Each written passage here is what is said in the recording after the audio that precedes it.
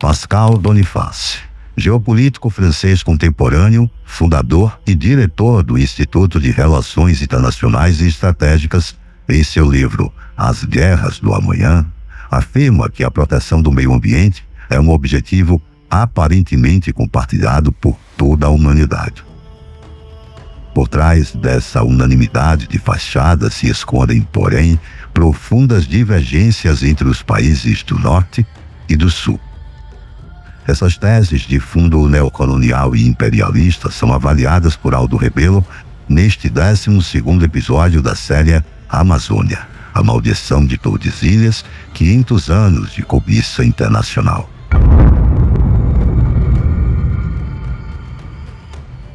O desafio das Forças Armadas não pode ser apenas um desafio de uma corporação, é um desafio nacional. Proteger a Amazônia é protegê-la não apenas com recursos humanos. E nós temos nas Forças Armadas recursos humanos de grande qualidade. Os nossos combatentes das Forças Especiais, nossos combatentes da Guerra na Selva, da Caatinga, de montanha, os nossos fuzileiros navais, nossos paraquedistas, os pilotos, os submarinistas, é uma gente altamente preparada.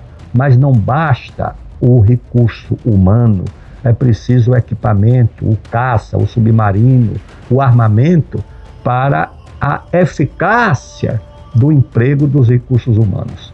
Então as Forças Armadas precisam desses recursos para poder prover de forma adequada a defesa do Brasil e a defesa da Amazônia brasileira. Não subestimemos o olhar do mundo para a Amazônia.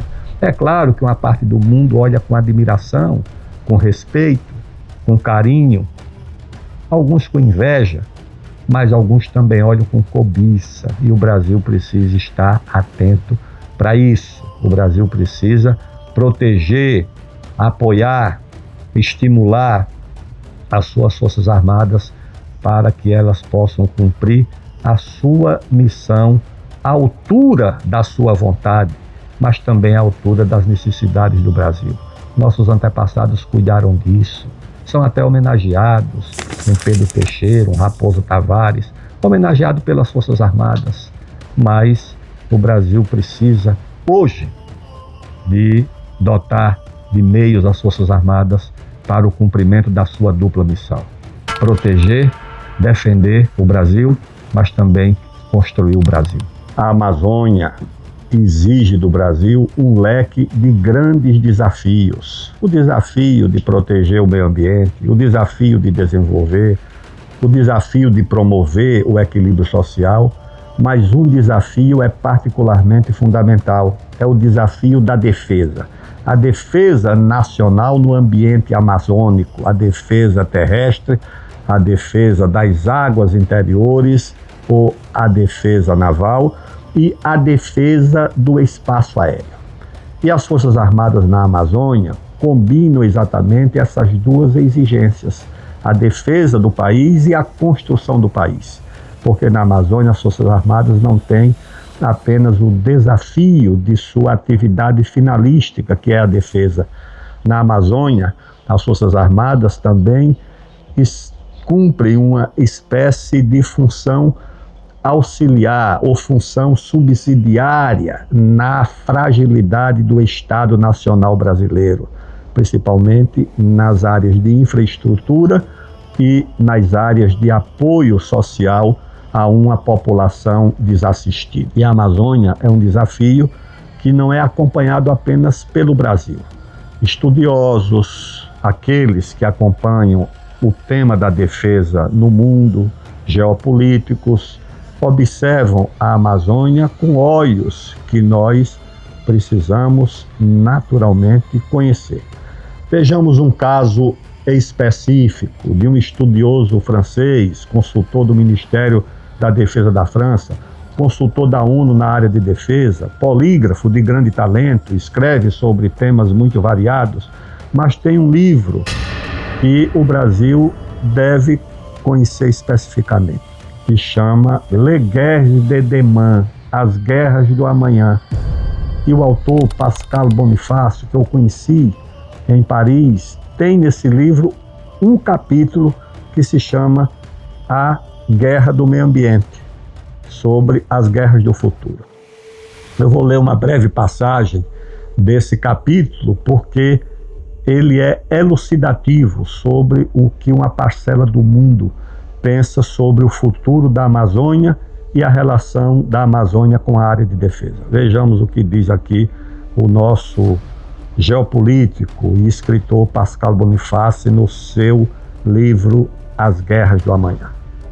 Diz o Pascal Boniface, abre aspas, a proteção do meio ambiente é um objetivo aparentemente compartilhado por toda a humanidade. Por trás dessa unanimidade de fachada se escondem, porém, profundas divergências, especialmente entre os países do Norte e os países do Sul. Em plena guerra do Kosovo, em 1999, um diário brasileiro publicou uma série de matérias revelando os temores dos analistas do Centro Brasileiro de Estudos Estratégicos, deve estar se referindo a alguma das escolas das Forças Armadas ou à Escola Superior de Guerra. Seria desejável colocar sob tutela internacional a Amazônia, a mais importante floresta tropical da Terra, que contém quase metade das espécies conhecidas e desperta o interesse das superpotências mundiais pelo seu potencial hídrico e mineral. O governo brasileiro decidiu, no início dos anos 90, subsidiar o desmatamento das florestas amazônicas, ameaçando assim sua integridade. A Amazônia, com certeza, pertence integralmente ao Brasil. Mas se as potências ocidentais abriram uma exceção ao sacrossanto princípio da soberania do Estado para guerrear na Iugoslávia e ajudar os kosovares, enquanto o Kosovo pertencia à Iugoslávia, por que não fariam contra o Brasil para se apropriar da Amazônia? O pretexto não seria mais a proteção da população, mas a da espécie humana, sendo a Amazônia o pulmão da terra. Se o Brasil não a proteger adequadamente, os demais estados terão o dever de fazê-lo em nome de toda a humanidade. Segundo o nosso Pascal Boniface, e na minha conversa com ele em Paris foi muito cuidadoso, mas o livro está textualmente fazendo essa referência ao Brasil como palco daquilo que no futuro poderia ser a guerra do meio ambiente. Portanto, o Brasil não pode ficar indiferente a essa situação. A Amazônia é, de fato, se não cobiçada por teorias conspiratórias, mas o mundo acompanha a Amazônia pelos seus interesses próprios de energia, de água doce, de matérias-primas, de recursos naturais e assim por diante. E o Brasil não pode ficar desatento a essa situação numa região de baixa densidade demográfica, e a baixa densidade demográfica já inclui o risco, porque pelo antigo princípio do uti possidetis, ou seja, é dono quem tem a posse, o Brasil, do ponto de vista demográfico, tem vulnerabilidades grandes na Amazônia, principalmente naquela chamada Amazônia Ocidental, onde a população é muito rarefeita. Mesmo as populações indígenas são indígenas, muitas vezes ainda nômades, que ainda não têm a fixação no solo. Fronteiras extensas do Brasil. O Brasil tem 17 mil quilômetros de fronteiras, minha gente. Vocês veem aquela fronteira dos Estados Unidos com o México. É a única fronteira dos Estados Unidos ao sul, é com um único país, com o México. São 3 mil quilômetros de fronteiras dos Estados Unidos com o México. O Brasil, só com a Bolívia, tem 3.400 quilômetros de fronteiras, só com a Bolívia. Então são milhares de quilômetros de fronteiras desabitadas na Amazônia. Eu conheço aquela fronteira toda com a Colômbia, com a Venezuela, com o Peru. A presença é muito rarefeita. Muitas vezes o que há de presença é apenas de duas instituições de um lado e do outro. As Forças Armadas do Brasil de um lado e as Forças Armadas do outro país, da Venezuela e da Colômbia do outro, que procuram se entender para coibir os ilícitos de fronteiras, os ilícitos internacionais.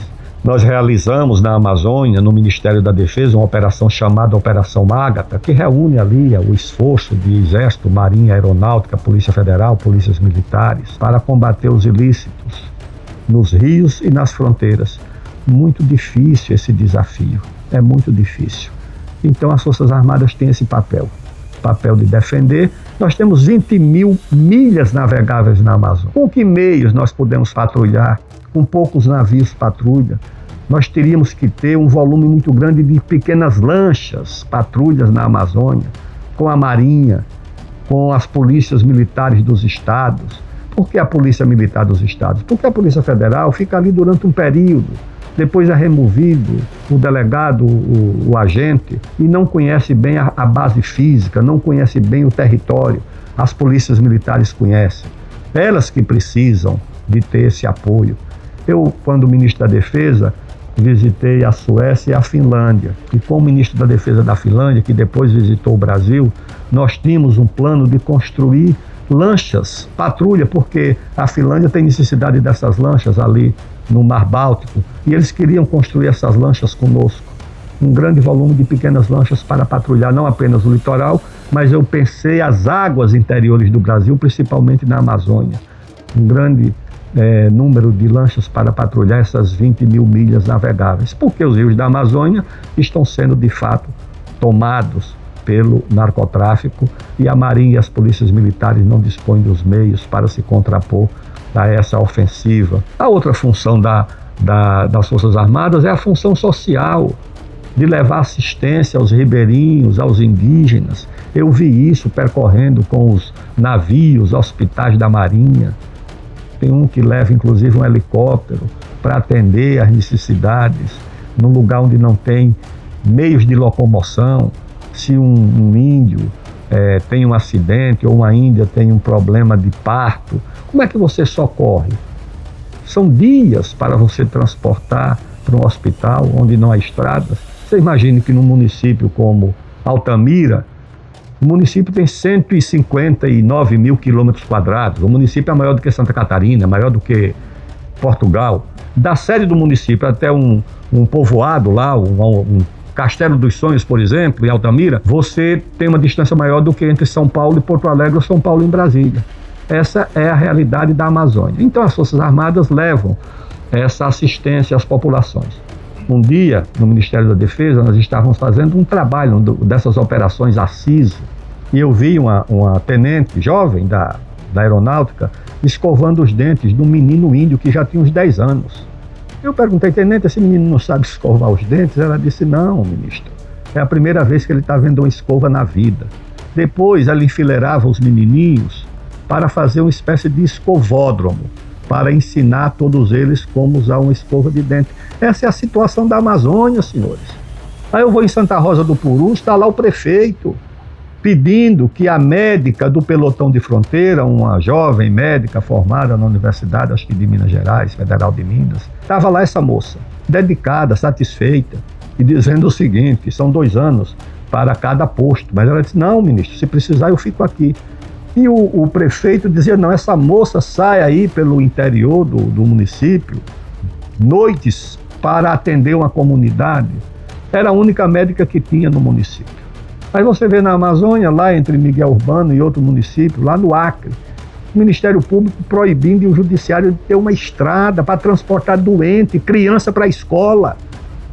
Então, a realidade é que exige das Forças Armadas que ela tenha esse duplo papel, a defesa do país e a construção do país, principalmente na área social, na infraestrutura. Aí nós temos o caso das populações indígenas, pressionadas pela influência das ONGs e submetidas a essa influência, por quê? Pelo abandono do Estado.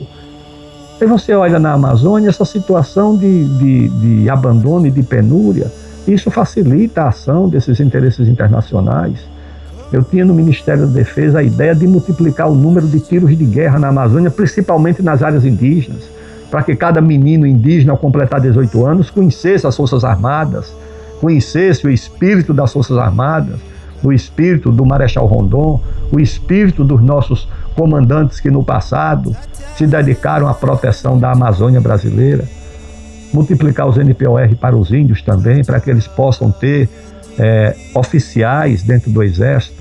Porque, de fato, o que eu observei andando pela Amazônia, por aqueles pelotões de fronteira, é que, em alguns casos, toda a nossa presença, toda a nossa infantaria de selva é quase toda indígena. Tem pelotão de fronteira que você vê 4, 5 idiomas indígenas. Ainda se fala o antigo Iengatu, a língua geral ainda se fala na Amazônia, mas se fala também o tucano, se fala também o Yanomami, se fala também o Baniwa. E nos pelotões de fronteira, muitos deles inclusive cantam o hino nacional nas suas línguas nativas. Isso é importante para a segurança, porque no momento de necessidade de comunicação, o português pode ser dominado por quem queira ambicionar a Amazônia. Você pode se comunicar na língua nativa, na língua dos índios, e impedir, assim, a quebra de qualquer mensagem reservada dentro das nossas Forças Armadas. A Amazônia é a nossa fronteira norte. Quando o Exército, a Marinha e a Aeronáutica deslocaram o centro de gravidade da defesa do Cone Sul, ali do Rio de Janeiro, do Rio Grande do Sul, para a Amazônia, era exatamente por perceber que com a mudança da conjuntura e da geopolítica do mundo, o risco estava mais ali. Então nós temos que formar na Amazônia bases aeroespaciais, multiplicar a presença do Exército, que é a presença ostensiva em terra, multiplicar nas águas a presença da Marinha. Eu acho que esse é o nosso grande desafio. Eu vi lá em Tiriós, onde nós temos um radar do Civan, um posto do Civan, que tem uma presença pequena da Marinha, do Exército e da Aeronáutica, a possibilidade de transformar aquilo numa base aeroespacial. Ou em Roraima também. Nós temos que tomar conta da Amazônia e temos que ali ter uma presença de mais caças. Nós temos que ter uma base de caças muito importante na Amazônia. São desafios da defesa, são desafios que as Forças Armadas estão atentas, que as Forças Armadas percebem, mas as Forças Armadas precisam dos meios, precisam dos instrumentos, precisam dos equipamentos. Não basta a qualidade do nosso soldado, que é uma qualidade muito boa. O nosso soldado de guerra na selva, o nosso paraquedista, o nosso soldado das Forças Especiais, os nossos fuzileiros navais, a nossa tropa de Caatinga, é toda muito bem preparada, muito bem adestrada. Nós temos também forças de reservas importantes nas polícias militares. Nós temos essas forças de reserva importantes nas polícias militares, com grupos muito bem preparados. Mas nós não precisamos apenas dos recursos humanos preparados, dos bons submarinistas, dos bons pilotos, dos bons guerreiros de terra. Nós precisamos também dos equipamentos. O guerreiro, o soldado sem o equipamento, o piloto sem o caça, o submarinista sem o submarino, o soldado de combate sem o equipamento adequado, ele é muito vulnerável. Então nós precisamos de recursos para as nossas Forças Armadas. Que a sociedade perceba que o risco no mundo é grande, principalmente para quem tem o que perder, que é o caso do Brasil, detentor desses imensos recursos naturais que o mundo olha, ora com admiração, ora com respeito, ora com inveja e ora com cobiça.